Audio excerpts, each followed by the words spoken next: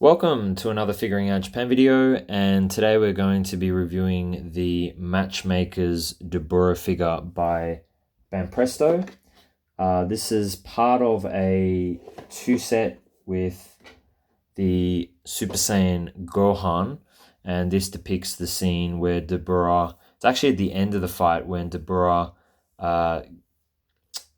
slashes his sword at Gohan, and then Gohan grabs it and snaps it. So the other figure is Gohan in his black jumpsuit. Looks like this. I have the original Irwin toy one from the early 2000s, and he has the broken sword in his hand, and he actually has one of his gloves off because earlier in the fight Dabura spits at Gohan and then he quickly takes the glove off as it turns to stone. But in this video we're just going to be taking a look at the Dabura. So with these matchmakers, they are sold separately. It's not really shown that well a lot of the time. But this figure itself is, it's really nice to see. I'm not really sure why, but I've always had a soft spot for Dabura. I always thought that he was one of the really cool characters. I just like his design. And yeah, the colors that they use, and just, the cape and the sword and his yellow eyes and his horns, and he just looks very kind of, yeah, just very cool, I think.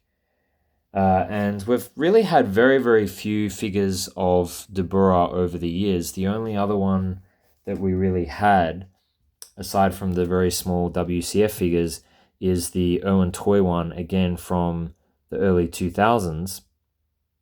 And then recently, very recently, just before, less than a year before we had this one, was the Ichiban Kuji. So basically we haven't had any Dabura. There was basically no Dabura released in Japan.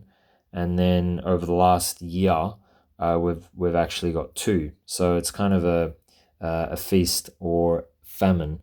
And of course, the Ichiban Kujis are always very expensive, and they're much bigger as well. Now, this figurine came in 5 pieces. So you have the really just Dabura himself is all one figure or one piece, and then the cape is a separate piece. Now, I've seen some people say that the cape is hard to get on. I wouldn't say it's that bad, honestly. Basically, it's got it slides into a little gap, a little alcove, and there's kind of like two teeth kind of cut into it. So it sort of goes like this, and then there's like a little indent, and then there's another indent. So if you imagine like two big front teeth just kind of biting into it. And what you kind of got to do, this may not make much sense to you, but if you look around this way, this little part here is curved, but the cape, let me get Dabura out of the way, but the cape is straight. And so what you got to do is the little gap, the little piece in between the two teeth, if you push that up, then the whole cape, and I'm exaggerating, kind of goes like that. It curves, and then that way you can slide it in very easily. So I didn't really have trouble with it, but I do understand why some people are saying that it's hard to get in, but it's not that bad. And then you have the stand and the base, and then the sword. So 5 pieces. And I think overall, my impressions of the figure are quite good. I mean, I think the sculpt, they really nailed. I think they got his face. It's got a lot of, indents and just all the right angles. They got the teeth. I think even it's quite hard to show on camera, but even just the grooves on his fingers. I don't know how well you can see that. But yeah, overall it does look a bit, it does look a little bit cheap, if I'm honest with you. Like, it's very monotone. There's really no grading. There's no sort of texture in terms of, any sort of cloth or anything like that. It just feels like a very sort of simple plastic figure, which is fine because that's what it is. But yeah, I just thought I'd point that out. But the sculpt itself is absolutely fantastic. Just completely nailed it. And I think also the coloring on the sword as well. They've used a really nice metallic paint with it too. So yeah, overall, I think this is great and probably the best Dabura figure in terms of just, price and sculpt and everything. It's really the only action Dabura that you can get. And another thing I noticed, there's actually a big line that goes down the center of his pants on both of his knees. And I went back to the source material, just looking up pictures of Dabura, and that is actually, he actually has that. So that's a nice attention to detail. Now, some things that maybe are not so great about the figure, I would say I don't think they really got the coloring right. Now, I'm not entirely sure why, but the color on the camera actually looks much darker than what it is in real life. The blue is actually very, like on camera, it actually looks perfect, but in person, it's actually really light. And his skin is also very, very light. So I really would have appreciated if they did that a few tones darker.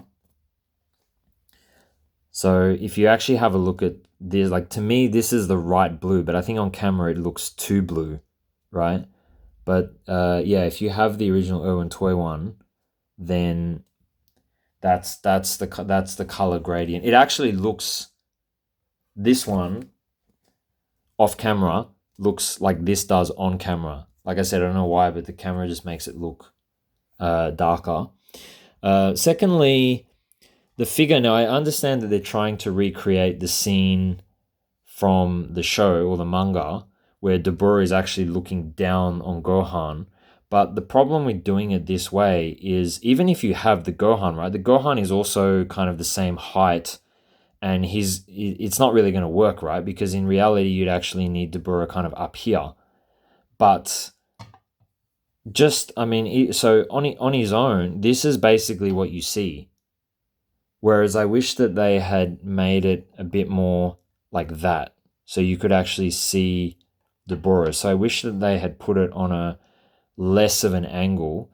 I know the argument is, well, this is accurate to what it is in the show, but I just would have much preferred that. So you're much better off trying to display this really high on a shelf so that you can actually kind of look up to it and see all the great details that are down below. And speaking of which, if they had done that, they could have potentially included a sword that was complete, because it kind of looks a bit silly. And again, I know that they're recreating that from a particular scene, but Dabura does have the sword before it's broken, and it would have been really cool to have had an interchangeable sword that was complete. Now, in the original Irwin Toy release, they do actually, and ironically it actually is in the title, it says Dabura with sword. They do actually include the big sword, but this is the same. I actually checked, it's only slightly longer than the actual, this one here that they include, because this one's actually quite big, because the piece goes all the way back here, all the way along there, so it's quite big. But if you actually have a look even at the box, it's kind of misleading, because they they kind of cut the image here, so it looks like he's holding his complete sword, but he's not. And the other thing is the base. So I noticed in the around the same time the Matchmakers, they released the Mighty Mask and the Android 18 with Hercule / Mr. Satan, and that figure is a clear base. And this one they have a black base. Now, personally, I don't really mind the black bases so much, but a lot of fans I know don't like them, and I don't really understand why Banpresto don't just use clear bases. It just makes so much more sense. And especially with a figure like this where he's completely suspended in the air, why not have a clear base? It's just so bizarre.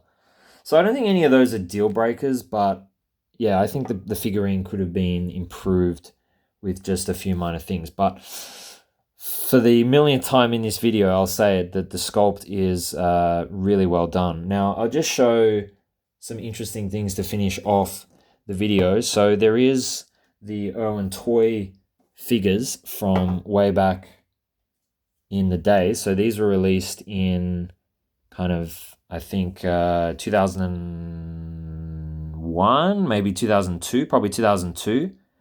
And I actually have these. I actually bought these back in the day and have had them the whole time. So, you know, that's another option if you want to have these two particular characters. Obviously, Dabura not so much in an action pose, but he certainly has a very expressive face. And just to finish off, I'm going to show you guys something that I'm pretty proud of. I really was inspired by the Dabura sword. So back around that time, I actually created this. So this is meant to be I made everything from scratch. So I made this and I made the case. But this is actually it's meant to be a letter opener. And I used the design of the Dabura sword. So you can see there's three kind of swords coming out of what's meant to be a snake. And yeah, the eyes were actually engraved by somebody who meant a lot to me and sadly died soon after from cancer. So yeah, just thought I would show that. This is quite old now, but very precious to me. But love to know what you guys think of the Dabura Matchmakers figure. Make sure you leave a comment below. Thank you so much for watching, and I will see you in the next video.